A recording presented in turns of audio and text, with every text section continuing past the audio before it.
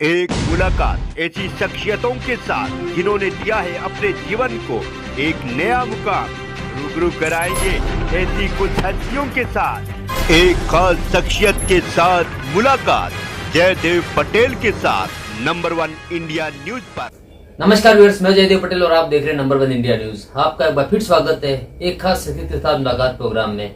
आज हम बात करेंगे मोदी सरकार 3.0 का जो बजट पेश किया गया फाइनेंस मिनिस्टर की तरफ से, ये जनता की उम्मीदों पर कितना खरा उतरा और इसी के साथ साथ दिल्ली विधानसभा चुनाव में जीत को लेकर बीजेपी अपना कितना आश्वस्त है। इन्हीं तमाम मुद्दों पर बात करने के लिए हमारे साथ खास मेहमान है भारत सरकार में आवास और शहरी विकास मंत्रालय के राज्य मंत्री तोकन साहू। तोकन साहू जी, आपका बहुत बहुत स्वागत आज हमारे प्रोग्राम में। धन्यवाद, आपका भी स्वागत है। तोकन साहू जी, मोदी सरकार 3.0 का पहला budget finance minister Nirmala Sitharaman की तरफ से पेश किया गया, ये देश की जनता की उम्मीदों पर कितना खरा उतरा? इस वक्त का जो बजट पेश किया गया है माननीय वित्त मंत्री के द्वारा, वह गांव, गरीब, किसान, युवा, महिला, देश के कल्याण के लिए बजट है। सभी वर्गों के हित के लिए बजट पेश किया गया है। 12 लाख रुपया के आमदनी तक कोई टैक्स नहीं लगेगा। ये मध्यम वर्गीयों को जेब भरने वाला ये बजट है। किसानों के कल्याण के लिए ये बजट जो पेश किया गया है, केसीसी को की सीमा 3 लाख से बढ़ाकर 5 लाख कर दिया गया है। कर धान योजना लागू करके 100 जिलों को चिन्हांकित करके जहां उत्पादन कम होता है, ऐसे किसानों को इसका लाभ मिलेगा। 1,70,00,000 से भी ज्यादा किसान इससे लाभान्वित होंगे। जी। यूरिया के उत्पादन पर सरकार ने ध्यान दिया है, साथ में यूरिया उपलब्ध हो, इसके लिए असम जैसे प्रदेश में यूरिया प्रोडक्शन के लिए यूनिट स्थापित की जाएगी। हमारे आवासन एवं शहरी विकास मंत्रालय का जो बजट है, पिछले वर्ष के मुकाबले 17% बजट में वृद्धि की गई है। लगभग 1 लाख करोड़ का बजट शहरी विकास के लिए इस बजट में प्रस्तुत किया गया है जी। और इसमें अर्बन चैलेंज के लिए 10,000 करोड़ का प्रावधान इस बजट में किया गया है।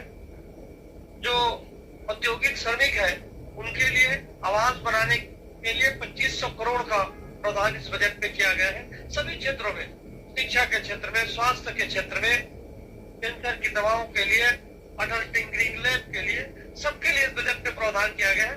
सर्वहारा सभी वर्गों की खुशियां और सभी वर्गों की जेब भरने का यह बजट है जी। तोकन साहू जी, अगर मैं आपके मंत्रालय की बात करूं, जिसमें आवास और शहरी मंत्रालय 2 महत्वपूर्ण विभाग आपके पास है, ये आपके बजट को कितना कुछ फुलफिल करेगा और आने वाले समय में ये जो बजट है वो आपके विभाग कितना मजबूत प्रदान देगा? इस वर्ष 17% अधिक बजट का प्रावधान किया गया है। लगभग 1 लाख करोड़ का बजट जी हमारे मंत्रालय को प्राप्त हुआ है। शहरों के विकास के लिए सुव्यवस्थित शहर हो और शहरों की गतिशीलता बनी रहे, इसके लिए यह जो बजट है बेहतर है। शहरों के विकास के, शहरों के भविष्य को सुरक्षित रखने के लिए ये जो बजट का प्रावधान किया गया है, यह स्वागत योग्य है जी। तोकन साहू जी, लेकिन विपक्ष का आरोप है कि ये जो बजट आया है मोदी सरकार 3.0 का, ये चुनावी बजट है, देश के हित का बजट नहीं है। कांग्रेस पार्टी के पास न कोई विजन है, न कोई कार्य योजना है, न उनके कोई नेता है तो इस देश की चिंता कर सके, इसलिए वो केवल विरोध करने के लिए विरोध करते हैं। कांग्रेस के पास कोई विजन ही नहीं है जी। तोकन साहू जी, राहुल गांधी ने ये कहा कि ये जो बजट आया वो सिर्फ और सिर्फ 20-25 जो अरबपति हैं उनके फेवरेबल बजट है और उनके लिए बजट की घोषणा की गई है। राहुल गांधी को इस देश के बारे में कोई ज्ञान नहीं है, न गाँव के बारे में जानते, न गरीब की चिंता करते, न महिलाओं की तरक्की के बारे में उन्होंने कभी सोचा है। इसलिए राहुल गांधी के बयानों को क्या कहें, उसको इस देश के प्रति कोई ज्ञान ही नहीं है जी। तोकन साहू जी, दिल्ली विधानसभा चुनाव को लेकर बीजेपी कितना आश्वस्त है अपनी जीत को लेकर के?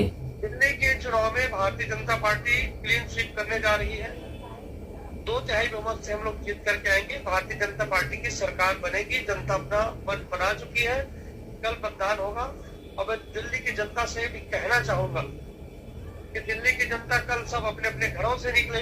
लोकतंत्र की खूबसूरती के लिए सबको मतदान करना अति आवश्यक है और भारतीय जनता पार्टी हमेशा कहती है कि पहले मतदान फिर जलपान, आप सब लोग अपने अपने घरों से निकले और मतदान जरूर करें।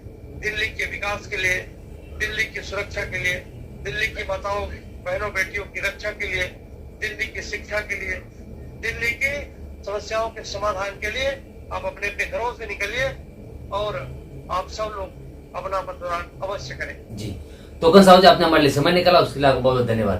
धन्यवाद।